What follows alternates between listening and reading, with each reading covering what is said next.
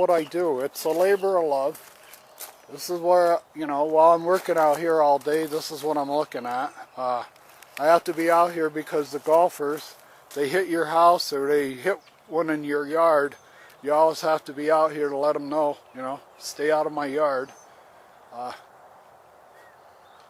We're on the frontier. This is primitive golf here. I'll explain it later. But on my property line, I want to make note. You see that white stake right there? That's out of bounds for this hole. So all this dirt here that isn't maintained by the golf course, that's between here and the fairway, that's the fairway down there. All this dirt up here that's not maintained, the trees aren't trimmed, they don't do anything, maybe occasionally spray. They're allowed to play right up to that stake. There are no foul ball outs made by the field, any player in the field on this hole. The other end is exactly the same.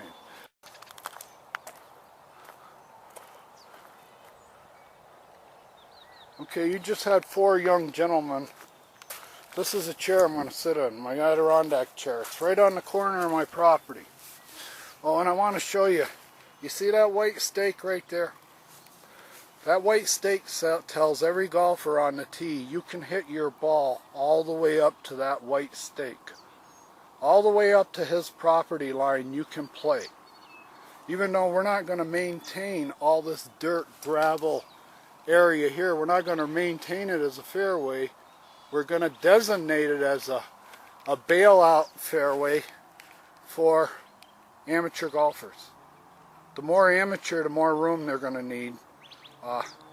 So they're, if you can imagine, I'll try to make the analogy to anybody that knows anything about golf and baseball. This is a baseball park. If you were to turn on a baseball game and you saw the foul ball lines, or the first baseman line and the third baseman line went right up to the stand, where the first baseman line and the stands were one, there would be no fielder foul ball outs in that ballpark. And every ballpark is different. So if you went into a wide open ballpark where there was normally a lot of foul ball territory between the first and third base line where you could make a play on the ball, that don't happen here. Even though the fairway is all that green stuff down there that's maintained by the mowers, they go over it, they're seeding it, they're fertilizing it, and they're doing everything they can down there on the green, they still are going to use this gravel, non-maintained, full of weeds, destroy your club if you want to play that way. And the dilemma for me, or how it affects me, is this is encroachment. I don't have any other word for it. I sent Andy, and I'll send along with this video to anybody, a video last summer. A father in Utah killed his daughter because he hit a golf shot he'd never hit before. It was his lack of imagination that his daughter's not here anymore. He took for granted that he would never hit maybe a 90-degree shot off the club, but he did. And his daughter was either downrange, and she was in range and downrange of where he was hitting from. Now, I've seen balls at the driving range come 90 degrees off a club. If it's hit just right, that ball. And whose fault was it? Whose fault was it that, and he told the police, I've never hit a shot like that before. I couldn't believe that I couldn't imagine hitting a shot like that before. So everybody says it was a freak of nature. It was an accident. It was an unintentional accident. Well, you're using that same logic day in and day out here. Every tee box on this hole.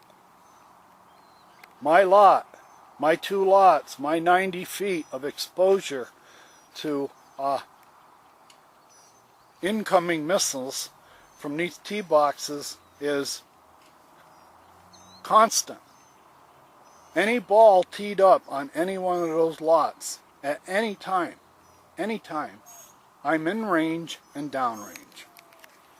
Now, what I'm dealing with is a golf management team and a government management team and an HOA management team that thinks that should be my duty, is to absorb this risk on a day-to-day basis, every day. Now, we're going to see the talent pool. This guy's hitting the ball probably 155 yards. I'll see if I can keep the camera, but this is the type of talent that we have on the weekend here.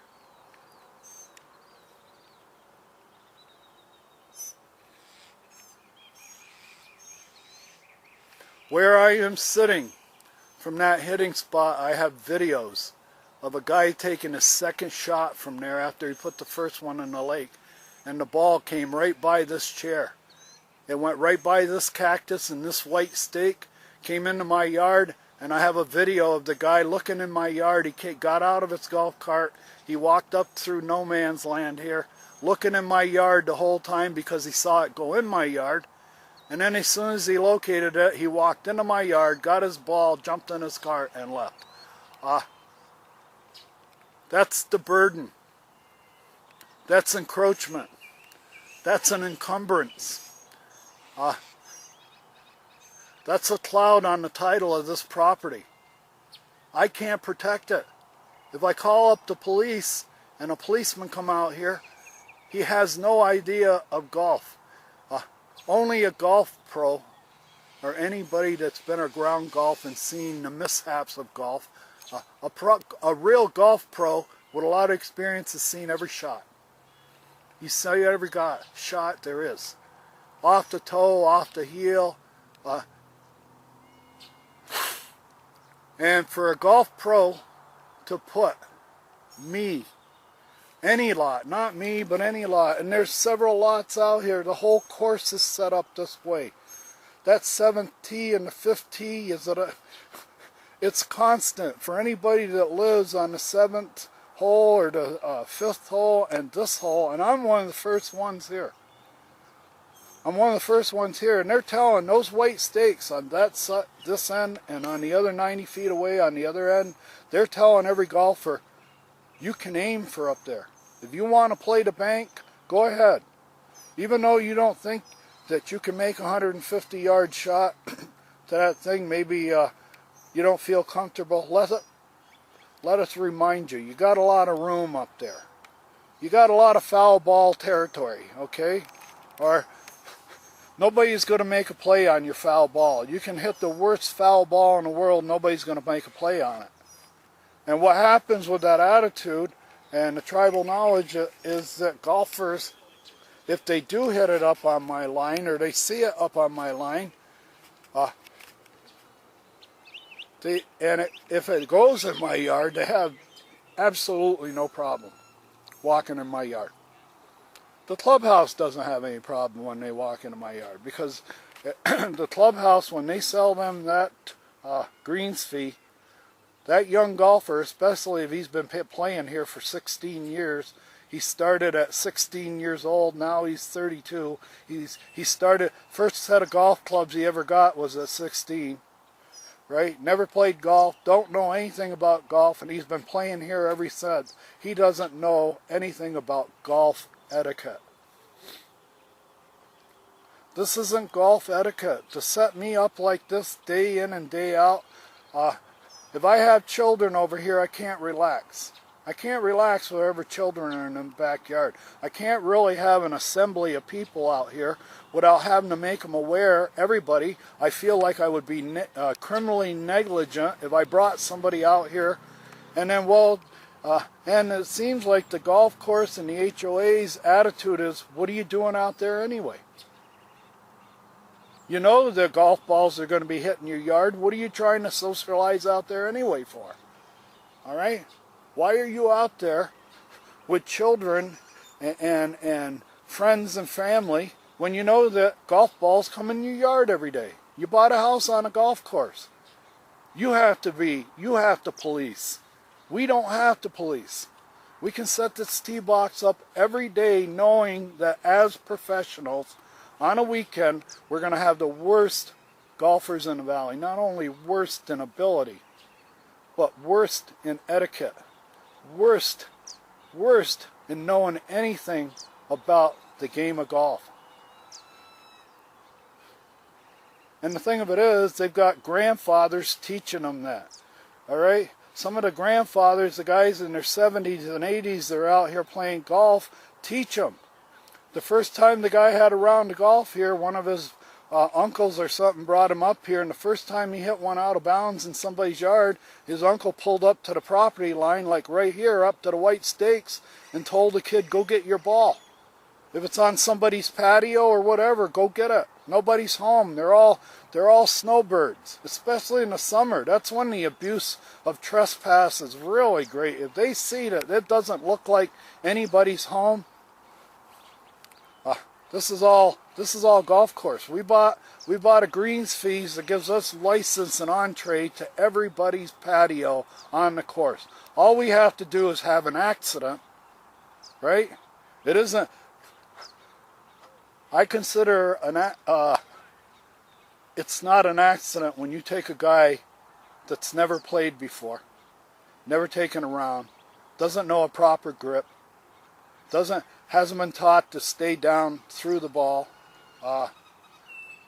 never been to the range, and to bring somebody like that out here on a Saturday afternoon and let him hit 3 or 4 balls from that tee until he gets one that he likes. This is sandlot golf.